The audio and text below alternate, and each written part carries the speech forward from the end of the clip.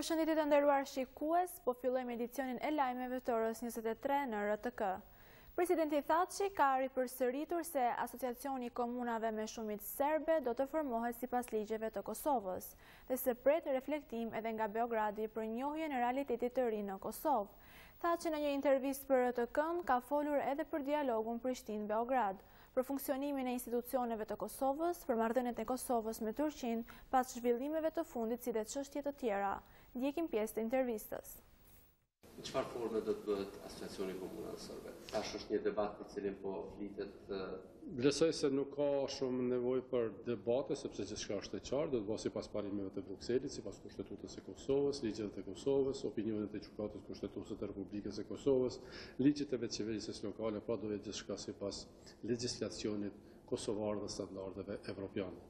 Do të jetë ashtu siç është para parë edhe të kaluar, apo do të ketë ndryshime? Do të jetë sipas marrëveshjes, në asnjë rrethon nuk do të ketë elemente të autonomisë për ndonjë territor të caktuar, nuk do të ketë elemente ekzekutive e as legjislative, por do jetë në tërësi sipas kushtetutës dhe ligjet e Kosovës. A do të përfundoj gjatë këtij viti çështja e asociacionit? Tash mbetet në kompetencën e ekspertëve të punojnë maksimalisht, janë ekspertë dhe vendor edhe ndërkombëtar të Bashkimit Evropian dhe shteteve antare, gjithashtu edhe me mbështetjet e Shteteve të Bashkuara të Amerikës, të OSB, kështu është një proces i përbashkët që unë kam besim të plot se do të ketë sukses.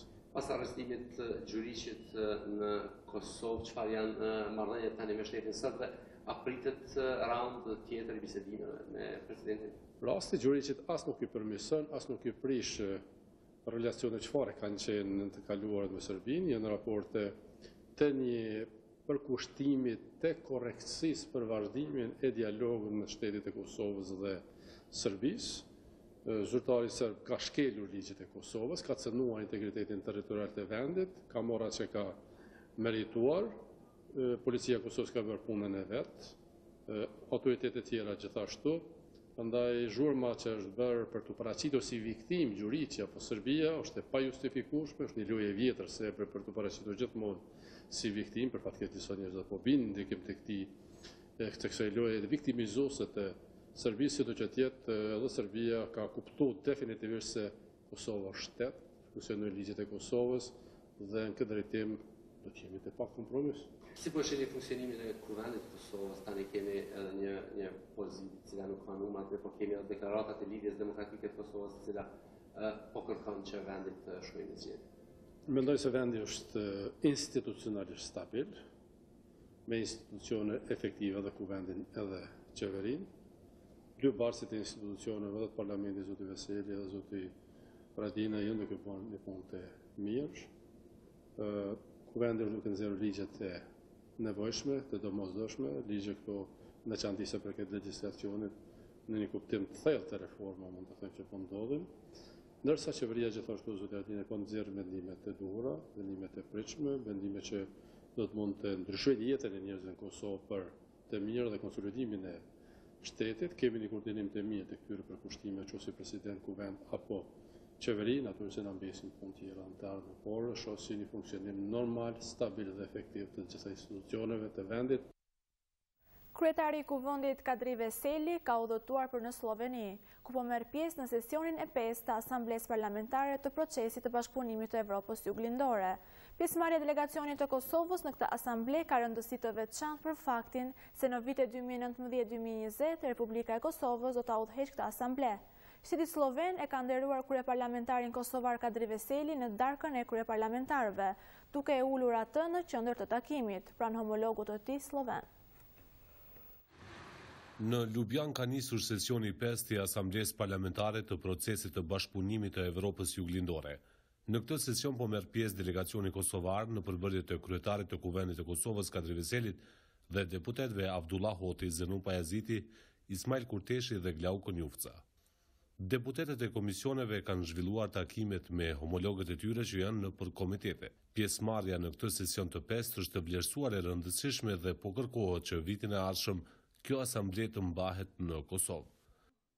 Kryetari i Kuvendit të Republikës së Kosovës, Kadri Veseli, po merr pjesë në sesionin e 5 të Asamblesë Parlamentare të Procesit të Bashkëpunimit të Evropës Juglindore.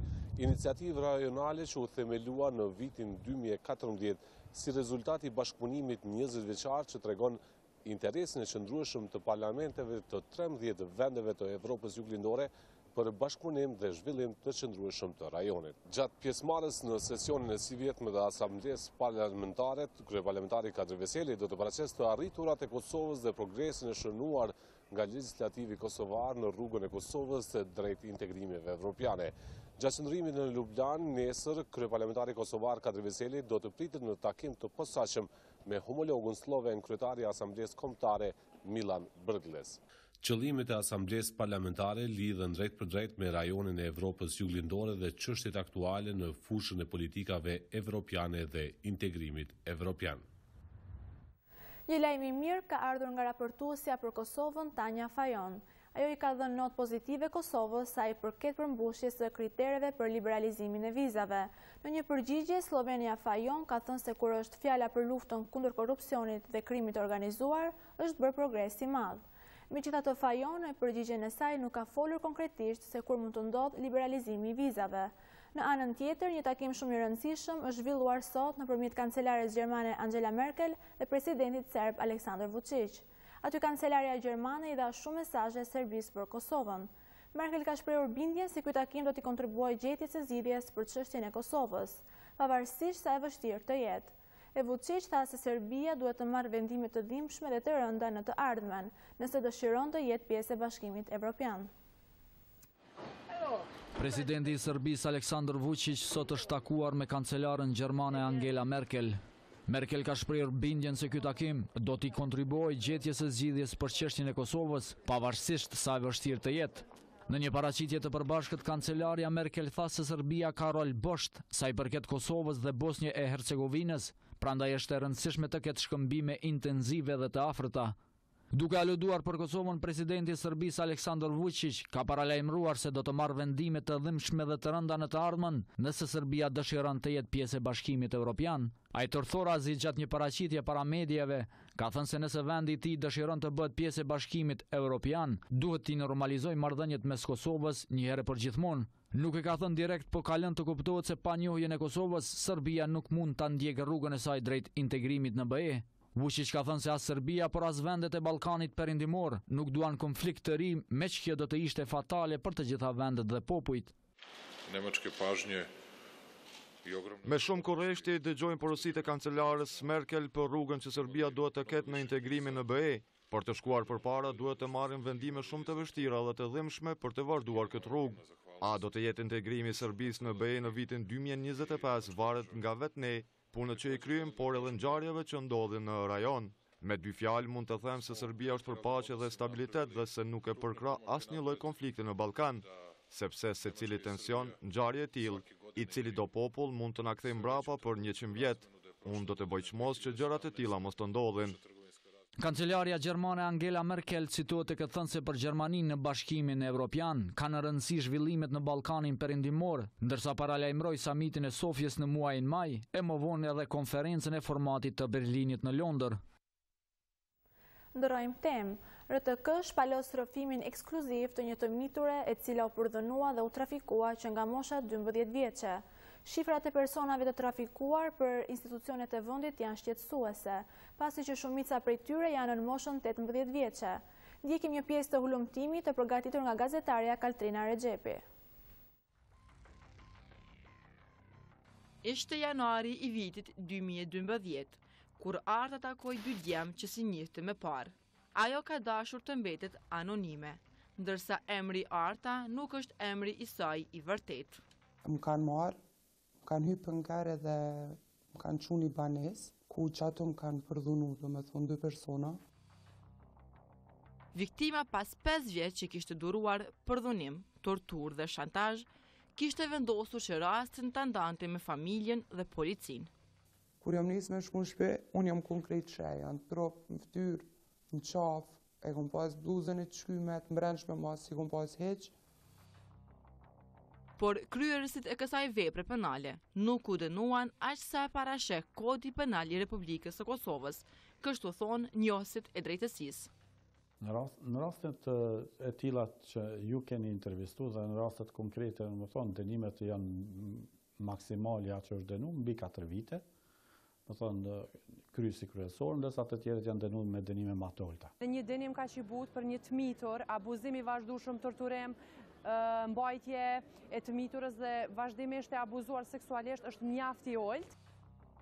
Sipas llogarit të policisë së Kosovës, Riza Murati, format e shantazhit që përdorin trafikuesit kanë ndryshuar.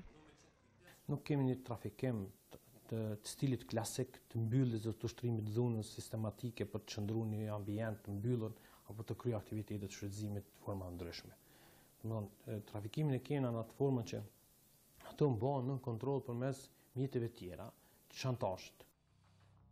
Trafikimi me qenie njerëzore në Kosovë vazhdon të jetë prezent, por nga ulja e numrit të viktimave të huaja, tash shumica viktimave janë vendore.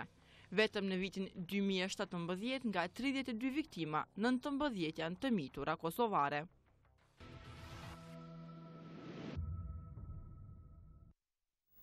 Dy veta janë dënuar sot me 8 përkatësisht 4 vjet burgim, për shkak se kishin bërë transportimin e 240 kg narkotikësh të llojit marijuan. Kjo sasi e madhe narkotikësh u konfiskua Ismet Lokajt dhe Shkëlzen Dushajt në dhjetor të vitit të kaluar te pikalimi kufitar dhe u i bardh nga policia kufitare dhe dogana.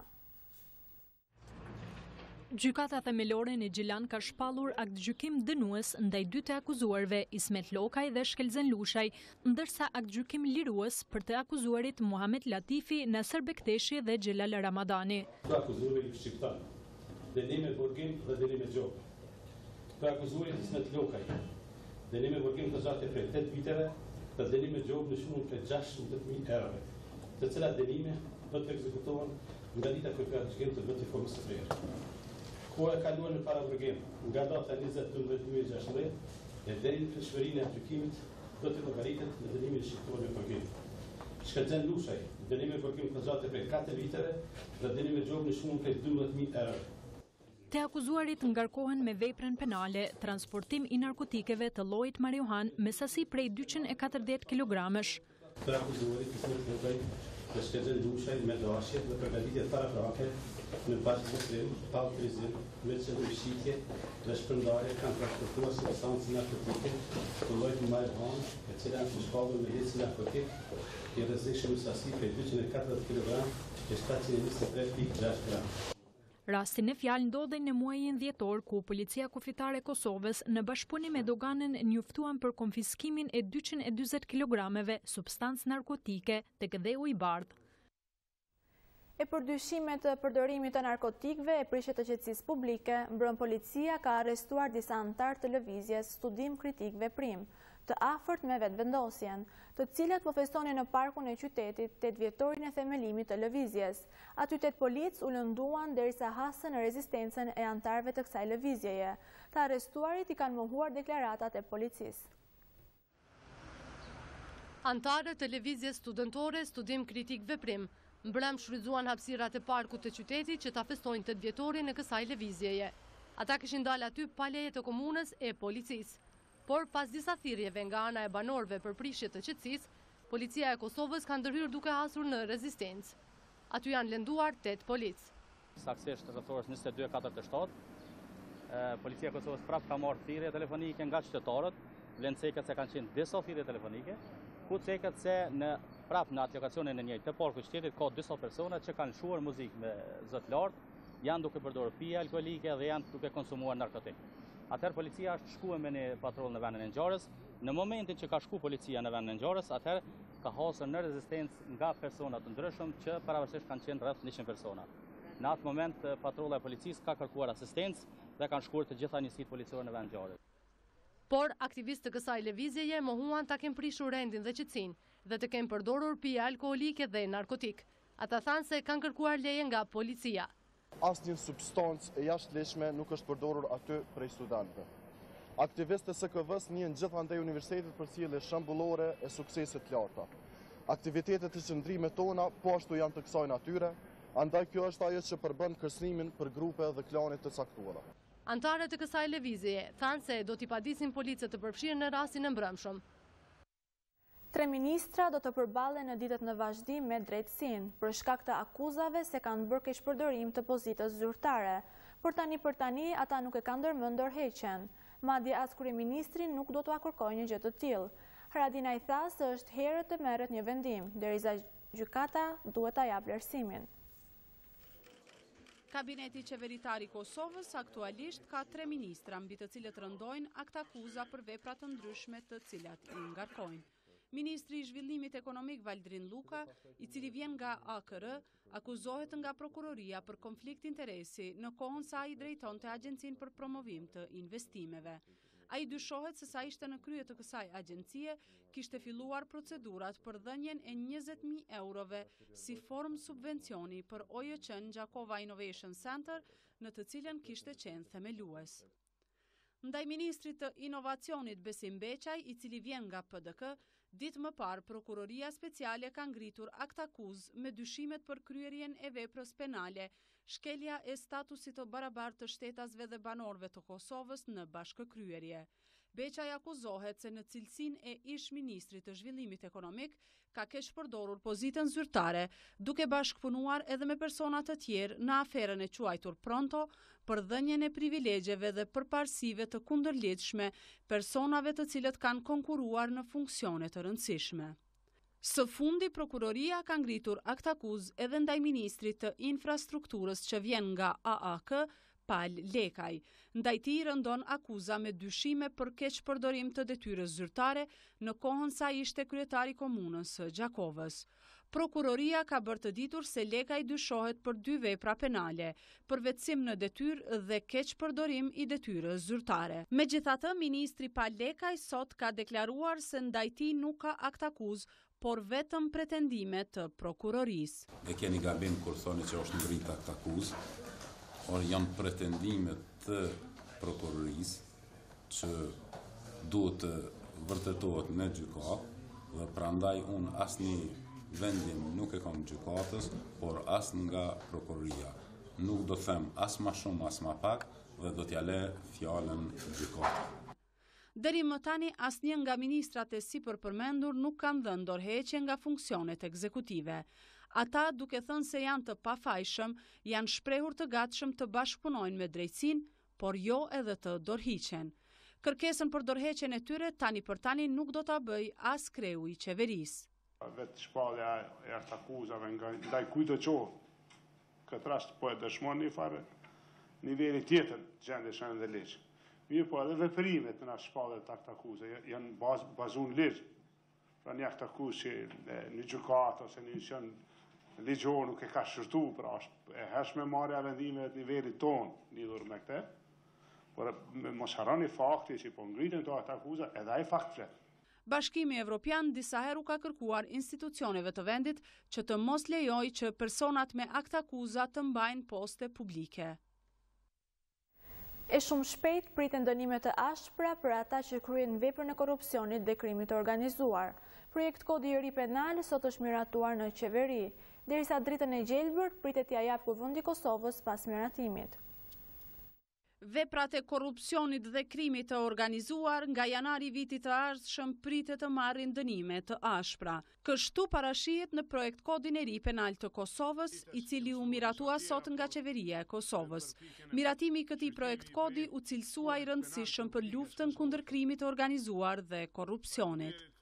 Ditë e suksesshme e Kosovës, që Kosova ka rrit një moment të tillë, pra kur kemi për kodin penal të Republikës Kosovës, e cili ka qenë mas i nevojshëm, edhe si arritur e këtij e konfirmon pra vendosmërinë tonë që të forcojmë rënd dhe ligjin luftën kundër krimit, gjitha llojeve të krimit, korrupsionit. Në veprat që hyjnë në kuadër të krimit të organizuar dhe korrupsionit janë rishikuar dhe hartuar 19 nene, për të mundësuar kështu ndjekje efektive të aktiviteteve kriminale që ndodhen në kontekstin e krimit të organizuar dhe të korrupsionit. Megjithatë, këtij projekt kodi të ri penal dritën e gjelbër pritet t'ia jap Kuvendi pas miratimit, ndërkohë që ende nuk është sqaruar nëse shkalla e dënimeve për veprat e korrupsionit e krimit të organizuar do të vlejë edhe për lëndët e mëparshme.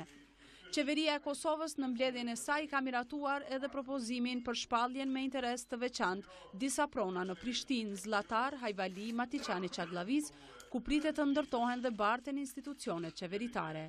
Derisa ministri i administratës publike Mahir Jakxhillar ka informuar kabinetin qeveritar se shumë shpejt pritet të ndahet edhe parcela për ndërtimin e radio-televizionit të Kosovës. Në rendin e ditës së qeverisë ishte edhe prezantimi i situatës financiare dhe projekteve zhvillimore të qeverisë nga ministri Bedri Hamza. Mirë po ky prezantim u mbajt me dyer të mbyllura. Lidhja Demokratike e Kosovës po vazhdon ta përsërisë kërkesën për zgjedhje të reja nacionale. Madje aty nisën të shpalosen edhe ambicjet për postin e kryeministrit. Gazmend Muhaxhiri e bëri dje publike një ambicje të tillë, por atij i janë kundërpërgjigjur bashkëpartiakët. LDK po vazhdon t'i përmend zgjedhjet e reja nacionale. Madje Ismet Beqiri, pasi foli për gjendjen e përmirësuar shëndetësore të liderit të tyre, Isa Mustafa, tha se prioriteti kanë zgjedhjet nacionale, jo ato partijake. Në LDK as nuk ka pasur, as nuk ka përgatitje sa i përket zgjedhjeve partijake. Sepse ne vitin e ardhshëm kemi vitin e rregullt të zgjedhjeve, që fillon nga 1 janari deri 31 dhjetor 2019. Po e them që prioriteti i LDK-s dhe angazhim kryesor këtë vit janë përgatitjet për zgjedhje të reja nacionale sa më shpejt që është e mundur.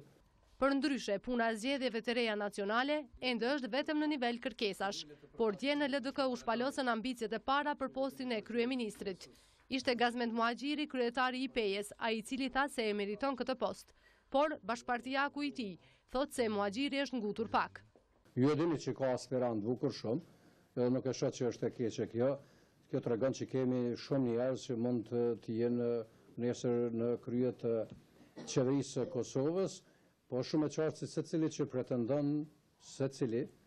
pretendon duhet marrë bekimin dhe pëlqimin e forumeve të partisë, sepse kjo fundi fundit nuk është dëshirë veç sa përcjent dëshirë e cili do të qoftë prej nesh, por vullneti i zotit Muhaxhiri nuk duhet me u nënçmu, është një vullnet i shprehur, por edhe herë po e them që ndoshta me ka thonë pak herët, po s'ka lidhje.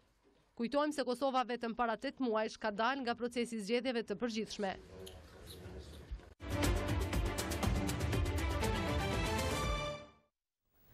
Flasim tani për një temë globale që ka përfshirë mediat e huaja.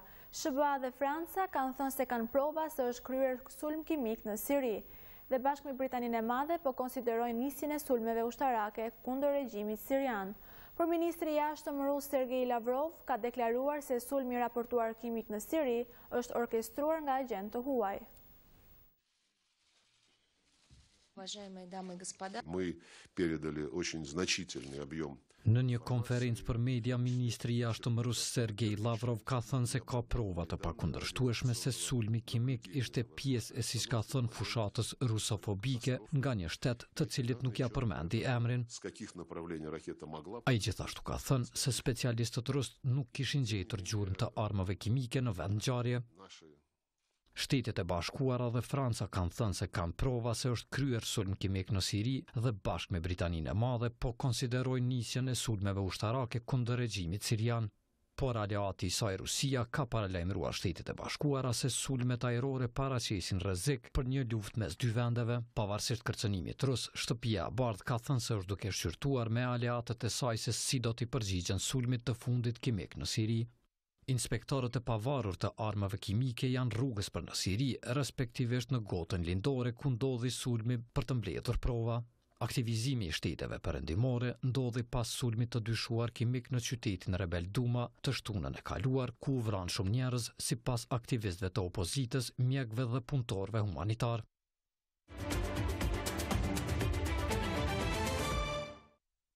Ministria e Shëndetësisë ka prezantuar në diskutim publik draftin e udhëzimit administrativ për rregullimin e çmimit të produkteve dhe pajisjeve miksore.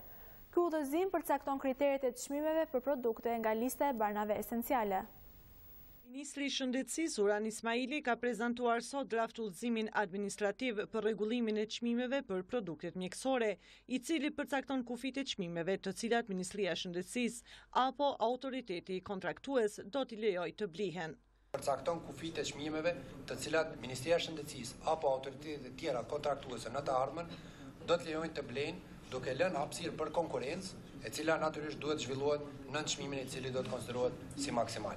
Pas këtij udhëzimi administrativ, Fatmir Plakiçi, ushtrues detyre i drejtorit të Fondit për Sigurime Shëndetësore, tha se po punojnë intensivisht në fillimin edhe të zbatimit të sigurimeve shëndetësore.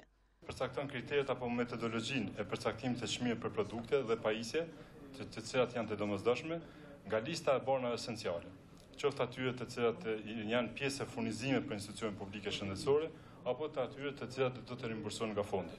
Udhëzimi administrativ për rregullimin e çmimeve të produkteve mjekësore të listës esenciale të barnave është hartuar në bashkëpunim me ekspertë të OBSH-s. Zyrtarët të Ministrisë thonë se udhëzimi administrativ pritet të hyjë në fuqi pas një muaji. E në një intervistë për RTK, Ministri Uran Ismaili ka sqaruar se ky draft udhëzim administrativ për rregullimin e çmimit të produkteve dhe pajisjeve mjekësore do të ketë efekte drejt për drejt edhe në listën e barnave esenciale. Ismaili shton se draft udhëzimi ndihmon edhe në zbatimin e mëvonshëm të ligjit për sigurime shëndetësore. Të ndjekim pjesë të intervistës. Gjithmonë ka qenë mungesë e barnave në që ku është raportuar edhe në kronikat ndryshme përmes lajmeve të ndryshme se nuk ka barna të mjaftueshme. A çka po bëni për ta zgjidhur këtë çështje? Realisht këto gjitha që ishini, besoj që është para dhe para disa kohe që kemi lancuar një sistem online për menaxhimin e kontratave të barnave, gjitha si dhe tani përcaktimi i çmimeve, po ashtu do të investojmë në distribuimin deri te pacientët për të kontrolluar se nga po shkon barni, sepse kemi pasur raportime të shumta që barna të ndryshëm kanë shkuar por nuk janë gjetur ose janë shpenzuar shumë më shpejt se që janë planifikuar. Pra e mbyll atë ciklin e madh i cili ka munguar fare në sektorin e shëndetësisë. Me këtë mendoni që ka pas keq përdorim? Po, raportime ka pasur që dëmon të shumta, ju vetë keni raportuar si media që si në çmime abuzive ose në çmime më të larta që ke paguar ose që barna të caktuar janë gjetur në banatore private ose janë gjetur diku që nuk është dashur të jenë. Prandaj gjitha këto jemi duke mrit që ta krijojmë një cikël të menaxhimit të barnave që njëherë për gjithmonë ti themi që tjetë e kaluar kjo çështja e barna. Që përse se ka marrë unë Ministrinë e Shëndetësisë, jam hasur me një mungesë të madhe të sistemit menaxherial të barnave dhe siç e dini edhe vetë sot, ne jemi në përfundim të vlerësimit të kontratave për 300 shërbim, për 300 artikuj të cilat do t'i blejmë dhe do t'i furnizojmë spitalet tona. Mirë po pa një sistem të mirëfillt të menaxhimit, ajo është si të hudhësh në det. Domethënë nuk e ke sistemin e menaxhimit, blejmë barna, por qytetarët nuk do t'i kenë. Vren tek qytetarët. Dhe vret, natyrisht dhe ata nuk i gjojnë, nuk i kanë, në anën tjetër Ministria shpenzon parat e buxhetit ton e shërbimin nuk mund ta marrim. Prandaj këto janë me rëndësi që të krijohen sistem menaxherial të cilat nuk kanë ekzistuar më herët, bazë ligjore që nuk ka ekzistuar më herët, siç thash është fati keq që Kosova tradhitet me Belorusinë e fundit për të organizuar një mirë po unë jam shumë krenar për punën e madhe që kanë bërë Ministria e Shëndetësisë dhe ekspertët të huaj dhe të brendshëm për të arritur një gjë të tillë siç e kemi sot. Edhe një çështje për fund, mjaft me interes sigurimet shëndetësore për qytetarët. Kur qytetarët e Kosovës do t'i kenë? Kjo është realisht... Kemi pasur premtime edhe me qeverinë e kaluar... Po, realisht premtimet ose ta quaj sigurimet shëndetësore janë një barë cilën e bajmë për afro 2 dekadash. Ky udhëzim administrativ për pos çmimit që i blejmë rregullon edhe çmimet në përbanatore që do t'i marrim pa pare qytetarët kur fondi të filloj, cilën ne po besojmë që të arrijmë deri në fund të vitit, sa i përket këtij funksionit të fondit, ndërsa sigurimet e plota shëndetësore i kam thënë që do të bëhen brenda 2 viteve të para të Pari duhet grumbullohet fondi, pastaj duhet grumbullohet fondi, po edhe kjo për shembull një ndër komentet kryesore të Organizatës Botërore të Shëndetësisë kanë qenë që mos ta kishë bën një udhëzim administrativ si kjo dhe ta filloni të fondin pa këtë udhëzim administrativ, keni mujt me pas humbje shumë të mëdha financiare. Prandaj gjitha këto janë duke janë duke vendosur kat në mënyrë që ta kemi një fond sigurimi shëndetësor dhe të marrim ato sigurime shëndetësore që i presim për vite të shumta.